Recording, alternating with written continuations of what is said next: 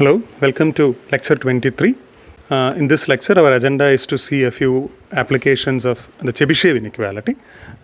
We have already seen one application in terms of max cut. Okay, I mean you can, I don't want to go over this application once more, but yeah, this is something which we have already seen. Today we will move on to another application, which is the coupon collector problem. Okay, this is a very useful random variable to study. Let me first describe what this random variable is, and then maybe I will talk a bit more about this random variable. Okay, so the random experiment is the following: you have an urn or a basket or a bucket with n different coupons. There is one coupon of each type. Each coupon is distinguishable, and you repeatedly sample one coupon at a time, but with replacement. Okay, which means you sample a coupon, note down what is its number or type, and then replace that coupon into the urn, and then the next sample is independent. It is blind to what you have already seen. So these are independent sampling and also uniform in the sense that each of the n coupons are equally likely to turn up. Okay, this is the experiment, but what random variable about this experiment do you study? You can actually define lot of random variables with this random variable with this experiment. For example, you can say the number of times you will see the coupon 2 in some n attempts. That's one random variable you can define. Many such things are possible, but the most famous, or this coupon collector random variable, is the following. This is the number of trials till you pick each coupon at least one time. Okay, so now don't think that this is equal to n, because most likely in your first n samplings you are likely to repeatedly see some of the coupons that you have already picked, and hence you may not see n different coupons by the time you reach n. Okay, so this is an interesting question as to what is the expected number of trials till you would sample each coupon at least once.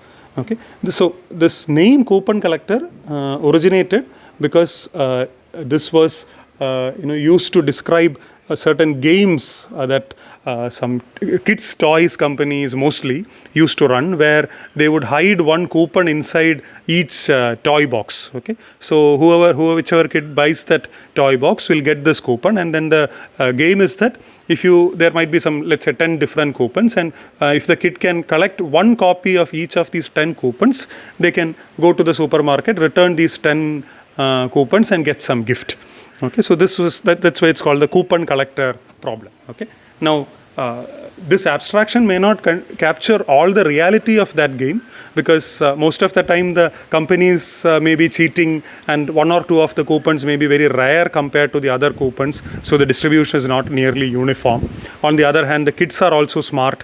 They may actually start a coupon exchange game. Nowadays I think they would even start a coupon exchange portal, but yeah, they would start a coupon exchange game whereby if you have multiple coupons of one type, you may trade it with a friend who has for another kind of coupon which the friend has in excess. But anyway, forget about the reality. That's the reason why this random experiment and this random variable in particular gets this name, this coupon collector game or coupon collector random variable.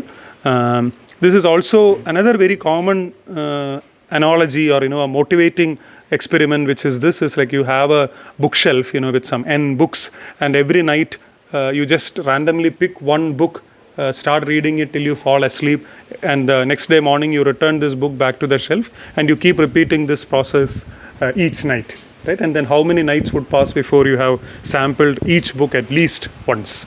That's another model, another common realistic analogy given to this problem. Okay, but a lot of experiments, random experiments in mathematics can be modeled by this kind of experiment. This kind of an experiment. And the question is, what all can you say about this random variable? Lot of things can be said, but we will stick to a few basic facts. We will, first of all, we have to appreciate that t is indeed a random variable, because it depends on the outcome of this random experiment. It may vary from experiment to experiment. Okay, if there are 10 different coupons, the luckiest guys might get it in 10 trials, and the unlucky guys may not even reach all the 10 coupons even after waiting 100 trials. Okay, so this is indeed a random variable, and we would only analyze what is its expected value and what is its concentration around the expected value. So, and how do you analyze the expected value of this random variable? We'll try our usual trick, which is to write or decompose this random variable as a sum of easier to analyze random variables. So we have n easier to analyze random variables, where n is the number of coupons, right? But what is Ti? So yeah, this definition you have to read very carefully, because the crux of this whole analysis lies in the design or the definition of this random variable. Okay, so Ti is the number of trials after you have already seen I minus 1 different coupons till you see a new coupon. Okay, so if I try to picturize this, let me draw the time axis here. Okay, and this is your trials, right? You have 1, 2, 3, 4, and so on, right? So what is T1? T1 is the number of trials after you have seen 0 different coupons till you see a new one. Okay, so this is actually very easy. This is always 1, right? Because in the first trial, whichever coupon that you see is a new one. Okay, so this is your T1. Now, what is T2?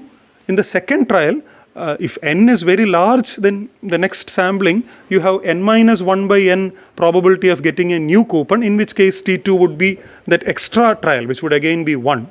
But if you are unlucky and you with that 1 by n probability, you sample the same coupon again, then T2 may be larger than 1. So T2 is a random variable. So T2 is this distance, this is your T2 till you maybe get the, so if the second, so like this you got coupon number 1, again if you got coupon number 1, then your T2 would be larger. Then by the coupon number 1, okay, then maybe you got a new coupon 2, then again maybe you got a coupon 1, then you got a coupon 3, right? Then you got lucky and got a coupon 4, right? And then you got again some 2, this was an unlucky run, 3, 1, 3, and then you got a 5 and so on. So what is your T1? Your T1 is this 1, your T2 would be 2, T3 will again be 2, because after 2 you had to wait 2 more trials to get the third new coupon. T4 is just 1, because after the third new coupon, within 1 trial you got T4, right? So T1 is 1, T2 is 2, T3 is 3, T3 is 2, T4 is 1. Then you had a long run, your T5 happens to be 1, 2, 3, 4, 5, 6, T5, 6 and so on. Okay, so this is the definition of these random variables Ti. Okay, so there is no monotonicity or anything. It's likely that these are going to increase. I mean, at least in expectation, we will see that expectation of T2 is larger than expectation of T1 and so on. But since they are random variables, we cannot be sure that your T4 will be larger than T3 and so on. Okay, maybe T6 you might get lucky and the next new coupon you would see in the immediate next trial. Okay, but here a key point to remember is that though I have put these numberings are not a priori labels on the coupons, right? This 2 is not an a priori, coupon number 2 in the box. No, this is whichever coupon you see first, you call that as 1. Whichever is the next different coupon that you see, you call that as 2. The third different coupon that you see, you call it as 3. So this is an a posteriori labeling of the coupons based on the order in which you first see them. Okay, so that is this numbering. Okay, otherwise this can be confusing if you think this 1, 2, 3, 4, etc.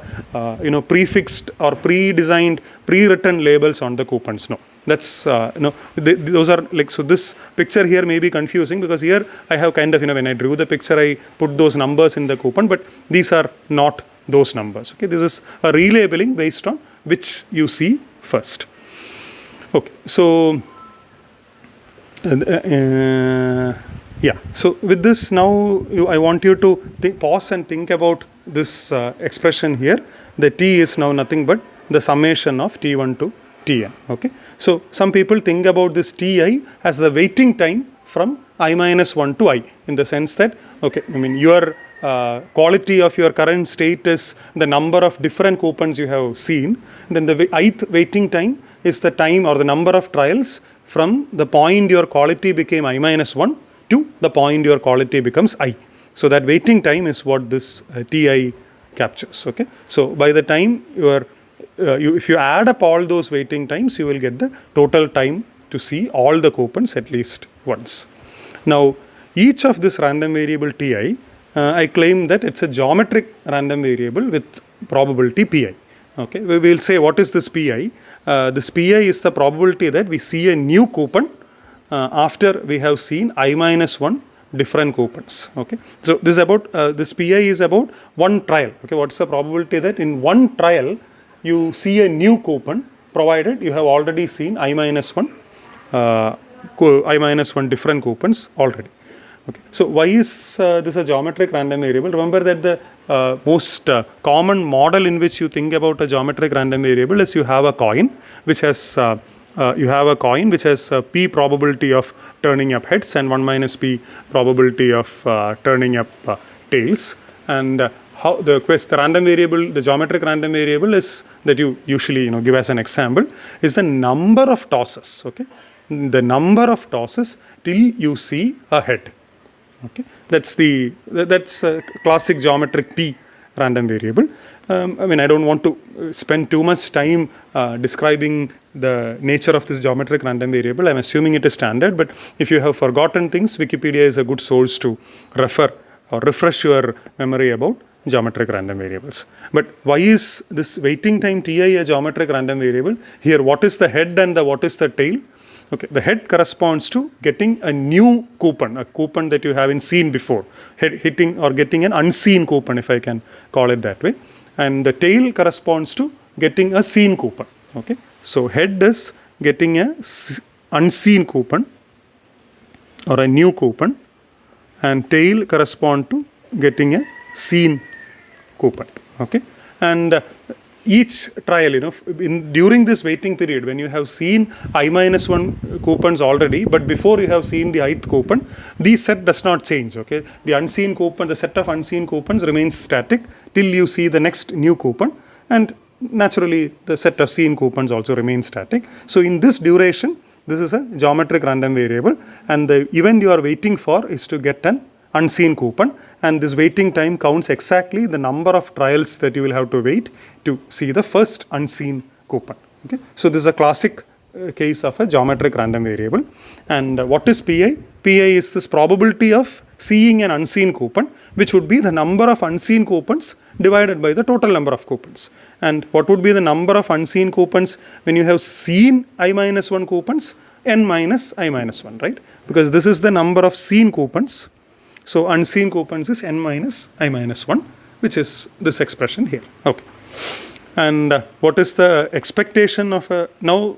Okay, once you have understood this is a geometric random variable, we know that we are going to use linearity of expectations to compute E of t. So the next step is naturally to compute E of ti for each I. But what is the expectation of a geometric random variable? It turns out to be 1 by pi. Okay, so I want you to either I strongly recommend that you try to use the standard definition of a expectation and compute what is the mean of a geometric random variable. You may have to use your usual tricks that you use to sum a geometric series or maybe a geometric arithmetic series. You can kind of multiply everything by p and push to the right and then add or subtract and get this result. Okay, but please do check this as an exercise. You can get it from Wikipedia also, but there is a fun in actually proving this yourself. So once you know that, now what remains is to use linearity of expectation. So E of t is the sum of the expectations, which is 1 by p1 plus 1 by p2 plus etc. 1 by pn. This sum also turns out to be very nice. 1 by p1 is n by n. If you substitute I equal to 1 here, it is n by n. When you substitute I equal to 2, you get n minus 1. Okay, 1 by pi, this is pi. You get, I should actually substitute it here. Okay, you get n by n minus 1. So finally, when you substitute I equal to n, you get n by 1. Okay, so this is the summation. If you pull out n, then you see something very familiar, right? This is the harmonic, nth harmonic number, okay? Hn, where Hn is nothing but sum of the reciprocal of natural numbers from 1 to n. Okay, and we know that this Hn is very, very close to ln of n, the natural log of n. I think it is within some plus or minus 1 if I remember correctly. So the expectation of the coupon collector random variable when you have n distinct coupons turns out to be approximately n log n, or more exactly this is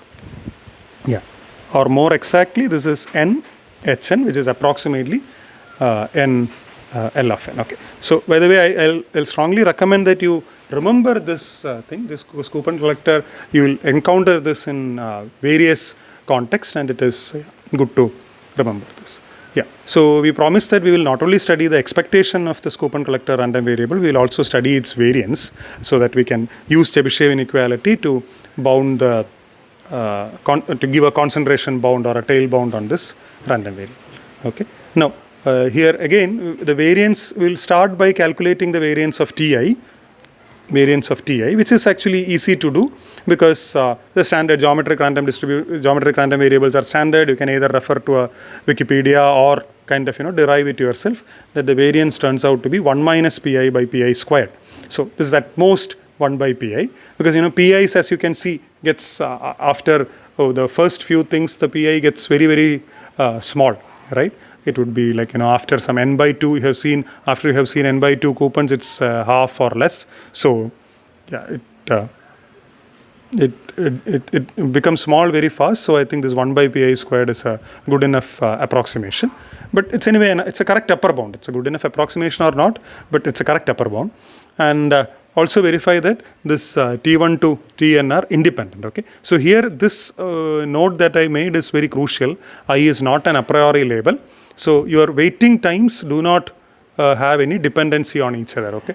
The fact that you were unlucky the first till you saw the 100th coupon does not mean you will remain unlucky when you see the 101th coupon or not. Okay. So yeah, or if you had a very lucky run, you were seeing a lot of very quickly you are seeing new coupons one after the other.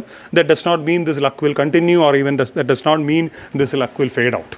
Okay, it's still an independent thing. Whatever happened so far does not affect the waiting time for the subsequent new coupons. Okay, so that's why you have a mutually independent scenario here, and hence your variance is just the sum of these variances. So here again you will see a familiar sum coming up once you pull out your. This is, by the way, this is not an equality. This is only an upper bound, because I'm using this upper bound here. Okay. Strictly speaking, I should have written 1 minus pi, but that's an ugly thing to calculate. So I just use the 1 by pi squared, pulling out n squared. I now get the sum of reciprocal squares. Now this we know, even if I go till infinity, this is at most pi squared by 6, the famous Basel sum that we have discussed a couple of times before. So this is at most n squared times a constant. Okay, and hence the standard deviation is at most n times a constant. Now remember, compare this with the expectation. Okay, compare this with mu of t, which is n log n or n ln n, right? So this is 1 by ln n of this. Okay, this only has an n. This has an n ln n. So this is a very good case. Okay, if your standard deviation is much smaller than the expectation, then you expect you expect a very tight concentration around the mean. Okay, so putting it more formally, the probability that your random variable will deviate, random variable t will deviate from its mean mu t by more than some alpha times the standard deviation is at most 1 by alpha squared. And usually we since this is if you are only interested in this deviation being some epsilon times the mean, then we are in very, very good shape. Why? Because this is, as I told you, this mean is of the order n log n, while this is of the order O of n. So if you now just resubstitute the Chebyshev inequality in this form, right, it will be sigma squared divided by whatever is this here square. That's the one equivalent way of a Chebyshev. This is what you will get. And from here, you see that between the sigma t squared and this mu t squared, the denominator has a log squared n term extra.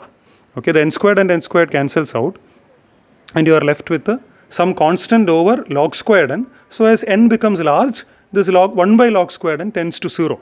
So this probability that you are going to deviate by a more than a constant margin from your mean tends to 0. In fact, not only this, if I substitute instead of mu of t, any term which is little o of the n log, sorry, any term which is little omega, which is asymptotically even slightly bigger than linear, you are done. You don't even need to substitute something like n log n here. You will get this kind of a very tight concentration.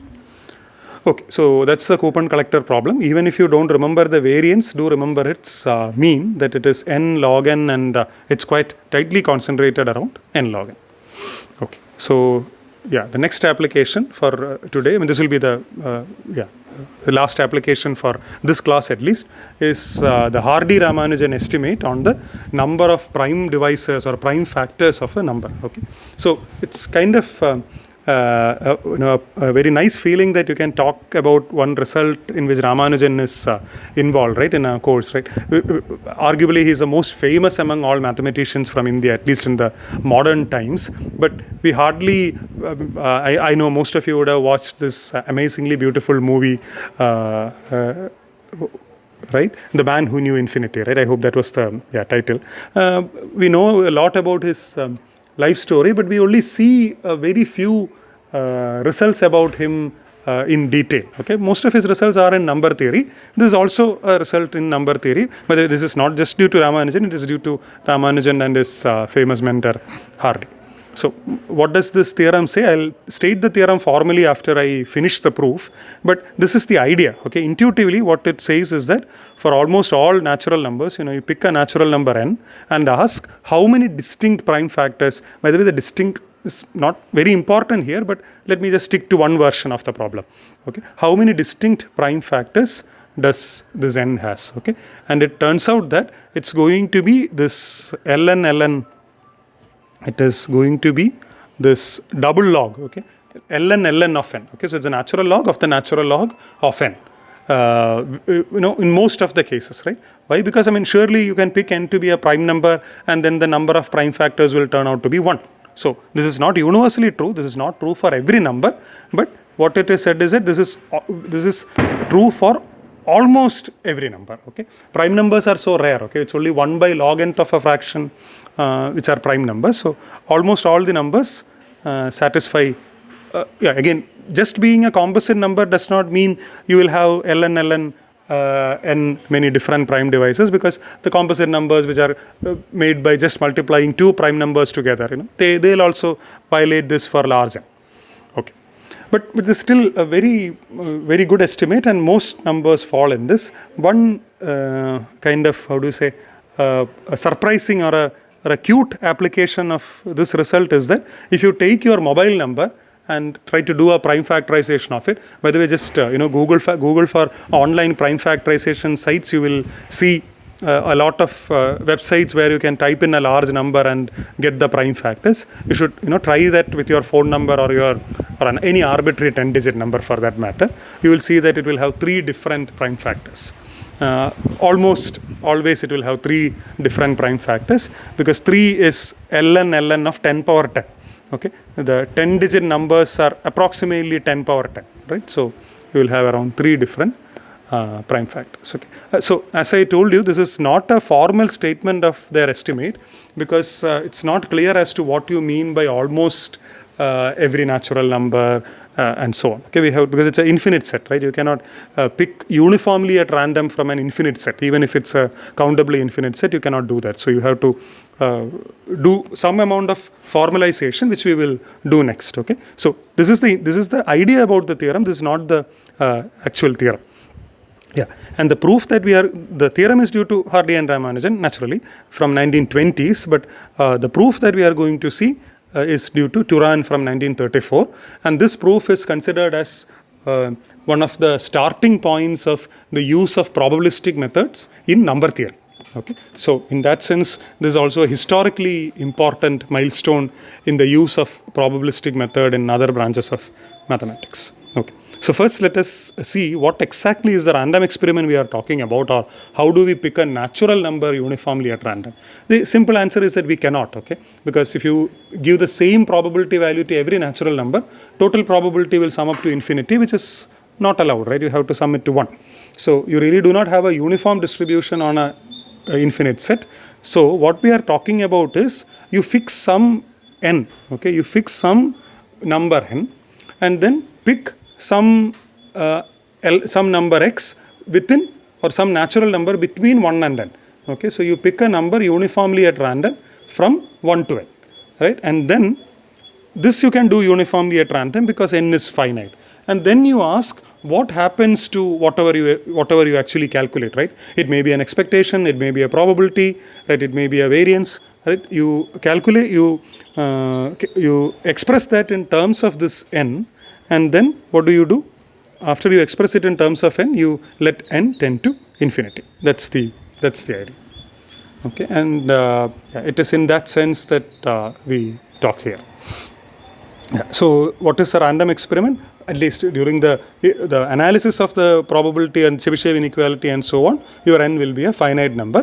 We will later see after we finish all the Chebyshev inequality kind of concentration estimate, we will then let n tend to infinity. Okay. So for now, n is a given fixed number, and our random experiment is picking x uniformly at random from the set 1 to n. So each number has a probability 1 by n of being picked. And this nu of x, so this is the notation that we will use for the random variable that we are interested in. Okay, so recall that this is a random variable. This is the number of prime factors of x. Okay, this is the random variable that we are, or maybe I should emphasize that there is a number of distinct prime factors of x if needed. Okay. So let me define a set, this blackboard P of n. What is blackboard P of n? This is the number of prime numbers, not the number, sorry, the set of prime numbers which is less than or equal to n. These are the potential, prime factors of nu of x, right? That would be, if at all you have a prime factor for x, that would be within this set, because this only the factor has to be at most simple factor. Okay. Now for each p in this set, I define an indicator random variable xp. Okay, so this p in this proof, at least, or this application, you don't think about your p as a shorthand for probability. Think of p as a shorthand for prime. Okay, so for each prime number in this set, you define an indicator random variable xp to be 1 if p is a factor of x, if p divides x, and 0 otherwise. Okay, so yeah, once you see, this is a Bernoulli random variable, right? It takes only values 0 and 1. We will see what is the probability of taking 1 and what is the probability of taking 0. But before doing that, it should be obvious that now your nu of x, the random variable you are really studying, is nothing but the sum of xp, where p runs over this entire set of prime numbers less than or equal to n. This is nothing but counting the number of prime numbers which actually divide x, and that's exactly what we are after. Okay, and what is the expectation of xp? This is expectation of xp is nothing but the probability that, actually I can insert one line here and say that this is the probability that xp equal to 1, because it's an indicator random variable. We have seen this multiple times, so I did not kind of insert that step. Now approximately this is easy. This is the number of multiples of p in the range 1 to n. Okay, look at, like, let's say if your p is here, then your p is a multiple, 2p is a multiple, 3p is a multiple, and so on. These guys give, remember, your random experiment is picking a number from here. Okay, this is your x, right? Random, this p is not at all random. P is a given prime number, and the random experiment is picking a number x out of this set.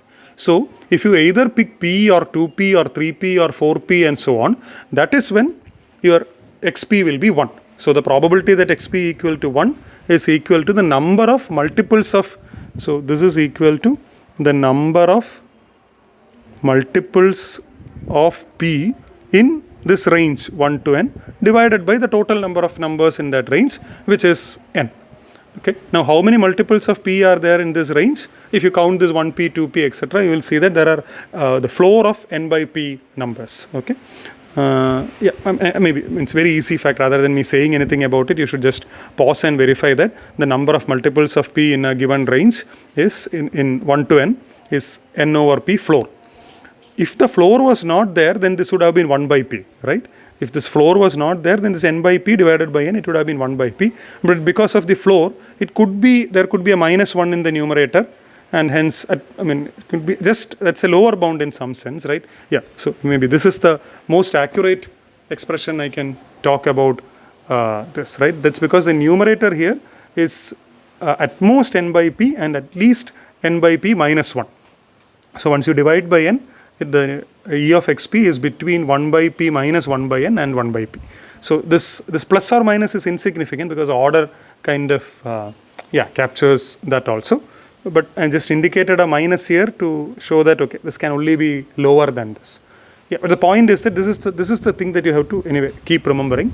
E of xp is around 1 by p. Remember, p is not a probability. P is the prime number you are talking about, right? So usually, like, say if p is 5, then this expectation is 1 by 5. If p is 17, then this is 1 by 17. Okay, so these are random variables with very, very small probability of being 1. Okay, now your linearity of expectation, direct application, expectation of the nu of x, your random variable you are studying, is the sum of these guys. Okay, now so the sum of order of 1 by n is just order of 1. Okay, order of 1 by n, in fact it's even less than order of 1 because the number of primes less than n is around n number of, what is the number of, what is going to be the size of Pn? This is approximately n over ln n. This is the famous prime number theorem.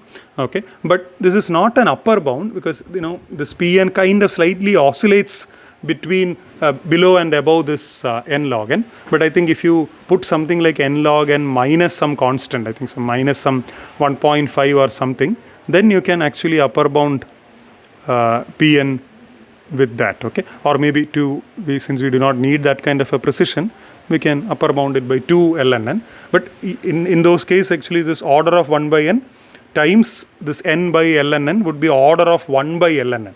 So in fact it is little o of 1. Okay, I can even say that this is little o of 1. Yeah, but that's again not the interesting term. The interesting term is what happens to sigma over what is the sum of reciprocal of prime numbers.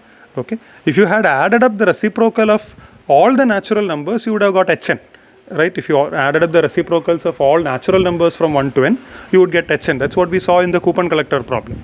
But when you add up the reciprocals of the prime numbers, it's still a divergent sequence, but you don't get log n, you get log n. But okay, when I say log, I mean natural logarithm. So it's ln n, right? That is the summation. Okay, and now this is, so in fact now this theorem here looks slightly less surprising because that is nothing but the sum of 1 by p.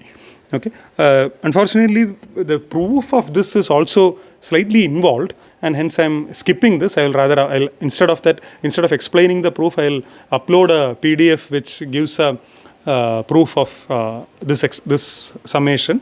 But the history of this is extremely important. In the PDF that I am referring to, the document that I am referring to tells that this result is originally due to Euler.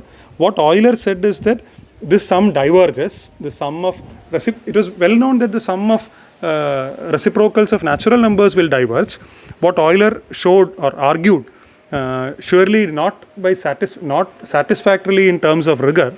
At least the rigor, the notion of rigor at that time was way weaker than the notion of rigor that we have now. So Euler's proof is not considered rigorous. The rigorous proof was provided much later by Mertens in like maybe about 150 years later to Euler. But what Euler said is very interesting. He said that this series also diverges. It is an infinity, but he said it's a far smaller infinity than sigma 1 by n. And in fact, he said that this infinity looks like log of the other infinity. Okay, so ln, okay, by the way, I think like 3 minutes ago, I made a mistake when I said that sum of 1 by n is n log n. Now, that was the sum of, that was the expectation of the coupon collector random variable because there was an n outside the bracket. The sum of 1 by n is just ln n. Okay, hopefully I did not make that mistake when I wrote it. Yeah, hn is just ln n. N times hn is what is the expectation of the coupon collector random variable. So what Euler said is that this number here, this sum of reciprocals of primes less than n is almost like log of hn. Okay, he gave a proof. He like the document that I was speaking about tries to fill in the gaps that was left by Euler very creatively, and puts it and shows this not only for this 1 by sum. He relates this to 1 by p to the power s in the same way that 1 by n summation extends to 1 by n power s and becomes the Riemann zeta function. So he ties both of them together. Okay. By the way, this paper is also regarded as the starting of this area called analytic number theory. This paper by Euler. Okay, so with that much of history and no proof, let us take this box as given that 1 by p summed over prime numbers less than or equal to some natural number n turns out to be ln n plus some constant correction. Okay, so yeah, that's what we have used here.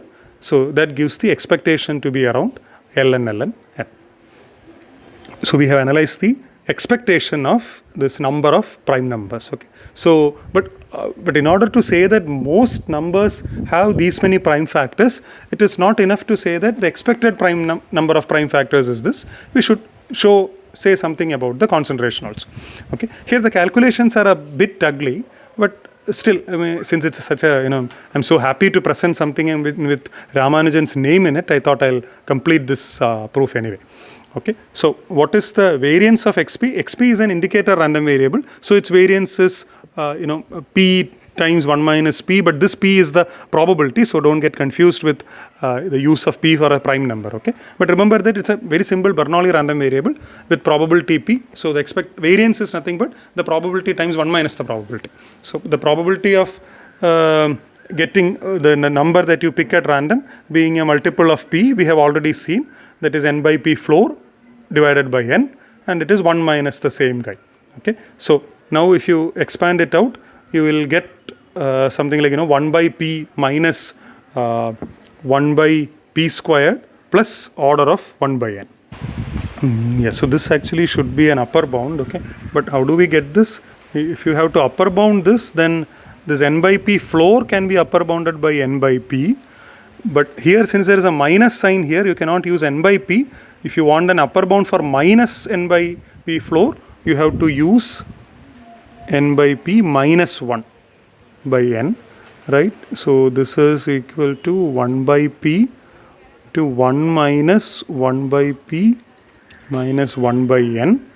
Okay, so this is 1 by p minus 1 by p squared minus 1 by np. Okay, so this is even better than order of 1 by n if I did not make a mistake, right? Yeah, so variance is at most 1 by p plus a very minor correction. But we are not interested in variance of xp, right? We are interested in variance of nu of x, which would have been the sum of the variances provided there was independence, but unfortunately it is not independent, right? Because especially if a number is divisible by, let us say, a very large prime number, let us say some prime number p which is greater than root n, and now think about another prime number which is also greater than root n. So if x is a multiple of p, then x cannot be a multiple of q also, because if it's a multiple of both p and q, then the product of p and q would be larger than n. So there is a lot of dependency between these random variables xp, especially when the primes involved are larger. Okay, so it's almost, but not for large primes, and hence we cannot just sum up the variances. We will have to bother about the covariances also. Okay, so what is the covariance between two such random variables xp and xq? By definition, the covariance is this, right? The first random variable minus its mean times the second random variable minus its mean, take the expectation of the whole thing. Okay, so just one line would show you that this is nothing but expectation or their cross moment, their join moment xp xq minus e xp. Actually, when you expand it out, there will be 4 terms, but 3 of the terms will essentially boil down to this guy with an appropriate scaling plus minus, which will give you this. Okay, so do verify this one line argument. Now, what is the expectation of xp xq? When will the random variable xp xq be 1? It will be 1 when the x that you pick out, okay, from this sequence 1 to n, the x that you sample out, it's both a multiple of p and a multiple of q. Since P and Q are prime numbers, that's equivalent to saying it's a multiple of PQ. Okay, so this random variable, this is 1 if your X is a multiple of, if X is a multiple of PQ. And how many multiples of PQ, what is the probability of that? That is n by PQ floor divided by n.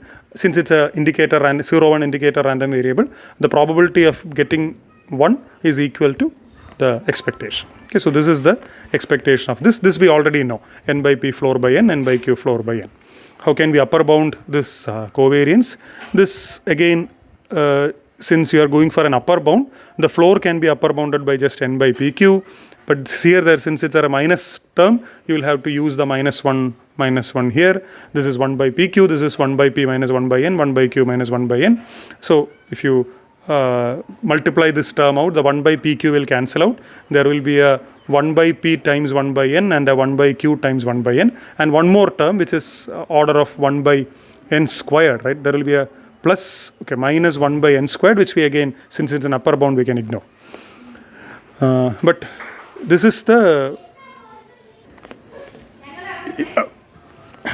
yeah, but remember the problem with the covariance is that there are quadratically many terms. Okay, so we'll see that. Okay, so now with this, what is the variance of nu x? It's not just the sum of the variances, but it's the sum of the variances plus the sum of the covariances. Okay, again I leave this for you to verify.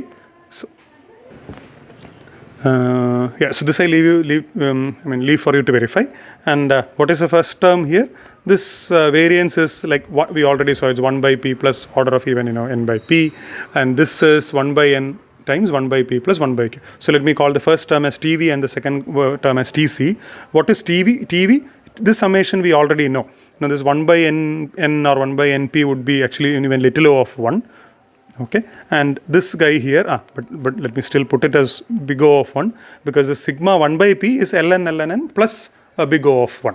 This is the same Euler's summation about which we talked at length. But TC, let's analyze.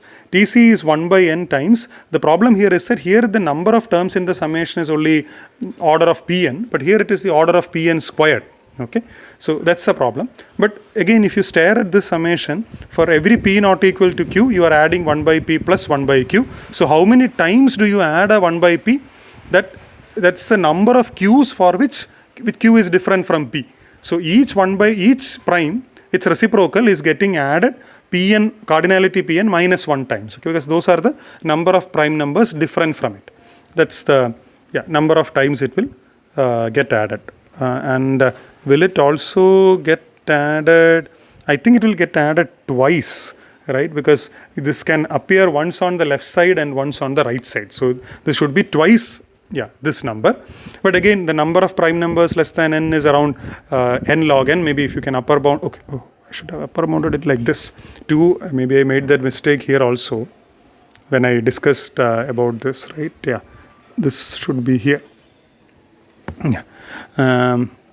Upper bounded by Pn minus 1 times this, but this is n by ln. This is again your ln. But now you see that this is TC is of order. There is a 1 by log n. It's a 1. It is a little o of TV. That's what I want to say. Yeah, TC is little o of TV. Why? Because of this extra ln and you get in the denominator.